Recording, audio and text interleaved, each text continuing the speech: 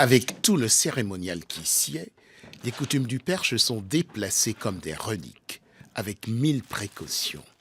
Cet ouvrage, 1558, est consulté quasi religieusement. C'est l'original des coutumes du Perche qui ont été rédigées en 1556 par les princes de Bourbon et les magistrats envoyés par le Parlement de Paris à l'époque pour consolider les droits des sujets, des Français. Dans cet ouvrage ont été consignés sur papier velin avec des enluminures les textes de loi, les coutumes qui étaient celles de la province du Perche depuis le Moyen-Âge. Voilà. C'est fortuitement que les coutumes du Perche ont été achetées sur un commerce en ligne, 5 000 € en 2004. Un prix qui avait mis en émoi le conseil municipal de Nogent-le-Rotrou. Et pourtant...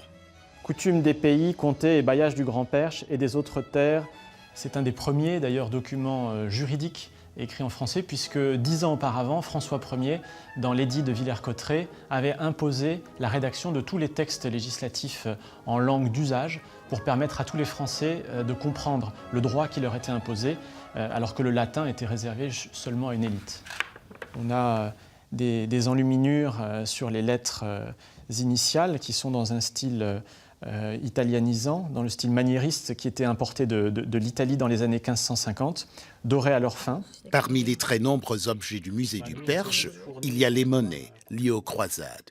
Une retient plus particulièrement l'attention. C'est une pièce en or, à la gloire d'Allah, et frappée à Jérusalem. Cette pièce, elle montre que les croisés fonctionnaient et gouvernaient avec des fonctionnaires, des dignitaires musulmans sous leurs ordres, qui dirigeaient des populations musulmanes, et que dans la réalité des faits, ils s'alliaient avec des seigneurs musulmans dans des guerres qui parfois les opposaient aussi à d'autres rois croisés.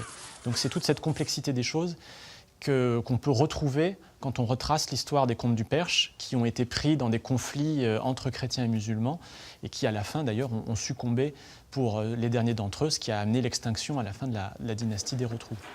Un enfant du pays, sculpteur émérite, Camille Gatté, aura toute sa place au musée du Perche.